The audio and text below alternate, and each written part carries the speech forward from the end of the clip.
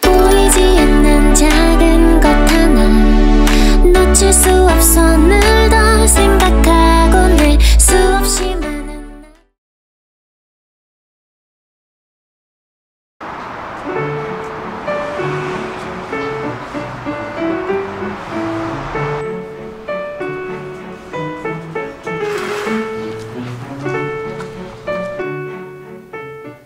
이 동서양을 막론하고 세간의 역사는 이 개항의 역사와 관련이 깊죠. 특히 그 서구의 경우는 무역이 발달되어 있기 때문에 이와 관련되어 있는 징세 업무가 발달되어 있습니다. 이 간세물을 일선에서 받아들이는 기관이 세간이기 때문에 이 세간원들은 자연적으로 그 당시에 개화가 된 인물이고 나름대로 선각자였고 그런 인물들이 이 세간에서 주로 업무를 했었습니다.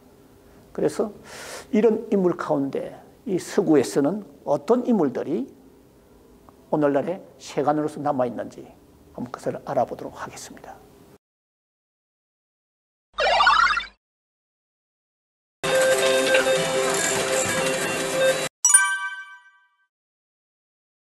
너데니얼 호선.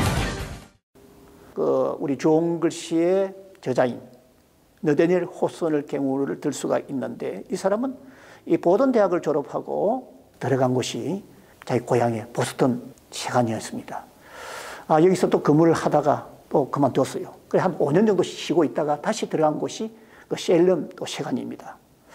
그런데 이 세간에 다니다 보니까 그때 그 희거당이 있으면서 자기는 다시 면직을 합니다. 그리고 집에 와서 자기 아내 보고 이야기했죠. 여보, 내 앞으로 이제 직장이 없어졌는데 먹고 살기가 힘들지 않겠소? 이라니까 아내가 이렇게 이야기합니다. 걱정하지 마시오. 평소에 나는 당신이 준 봉급을 받아서 저축을 해놨어요. 당신이 하고 싶은 거 지금 집에서 편안하게 글이나 적으십시오. 이렇게 한 거죠. 그래서 자기가 집에 들어 밖에서 글을 적게 되는데 여기서 탄생한 것이 좋은 글씨라는 책입니다.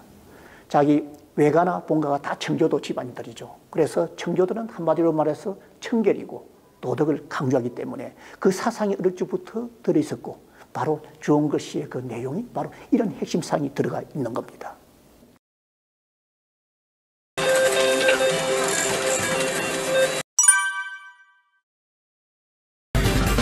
커먼 멜빈. 모비딕, 우리나라에서는 백경으로서 소개된 적이 있습니다. 이 허번 멜빈은 이 사람도 역시 미국 사람이죠. 이 사람은 아버지가 본래 이 무역상이기 때문에 어릴 적은 아주 부유했습니다. 그런데 갑자기 아버지가 또 13살 때 돌아가시고 또 이 집안이 어려워지죠. 그래서 점원이라든지 또는 이런 곳에 이제 일을 하면서 결국은 21살 때 배를 타게 됩니다. 그래서 무역선을 타다가 뒤는 남태평양에서 포갱선을 타게 됩니다.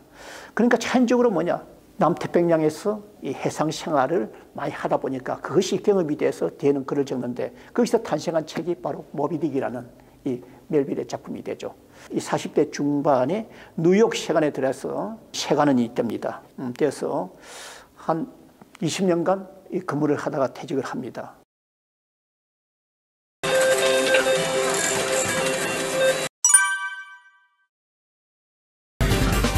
앙리 루소.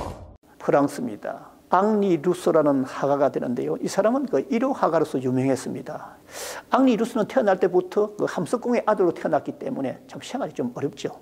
그래서 더 젊었을 때부터 파리 세관원이 돼서 이제 근무를 하는데요.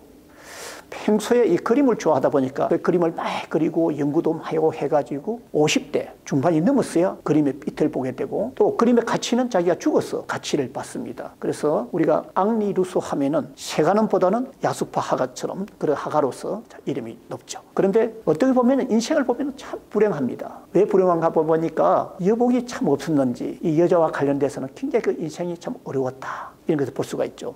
앙리 루소에게는 그 3명의 여인이 있었습니다. 2사람의 부인이 있었고 1사람의 짝사랑했던 여인이 있었죠. 2사람 첫 번째 부인은 자기보다 나이가 10살이나 아래 되었습니다. 15살 땐 그 재봉사를 하는 그 부인을 받아들였는데 아기를 9명이나 낳았습니다. 그 가운데 8명이 죽고 1사람만 살게 됐죠. 그러면서도 이자도 30대 중반에 또 세상을 버리게 됩니다. 졸지에 또 호라비가 됐지 않습니까? 그때 또 나타나는 것이 미망이 나타납니다. 또 그 사람과 다시 결혼을 했는데 불과 한 5년 정도 살다가 이 여인도 죽게 됩니다. 그래서 이제 50대 중반이 넘어가지고 말년에 자기가 뭐냐 또 좋아하는 여인을 만나게 되는데 그 여인이 자기는 참 짝사랑하지만은 잘 만나주지를 않습니다. 어떻게 해서 약속 장소를 잡아놓고 이 사람을 맞이하려 역으로 갑니다. 그날따라 날씨가 좋지 않습니다. 그 비바람 속에 그만 감기가 들고 말지요. 그래서 결국은 급성폐염으로 세상을 참 쓸쓸하게 돌아갑니다. 그래서 이 앙리 루소에게는 화려한 그림이 있고 또 이를 통해서 자기의 인생의 이름을 남겼지만은 이 가정적으로 보면은 굉장히 불황한 그런 세간원이었습니다.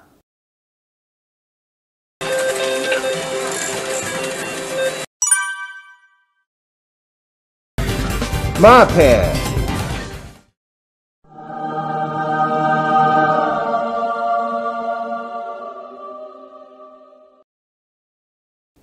신약성서 마태복음 9장 9절에서 13절에 보면은 이 마태에 대한 이야기가 나옵니다. 예수께서 거기서 떠나 지나가시다가 마태라 하는 사람이 세간에 앉아 있는 것을 보고 이르시되 나를 쫓으라 하시니 일어나 쫓으니라. 사실 그 마태는요 그 세간원이었고 그리고 그 후에 예수의 그 직제자로서 12사도 중에 한 사람이었습니다.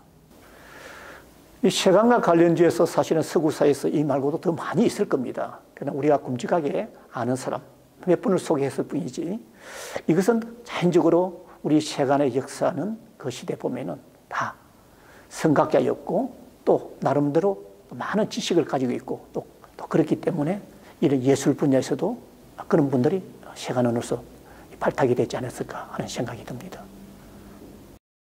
혹시 실례가 안 된다면 사내 연애하는 경우가 있나요? 저도 사내 연애, 아니 사회 연애라도 하기 위해서 열심히 노력하겠습니다. 화이팅!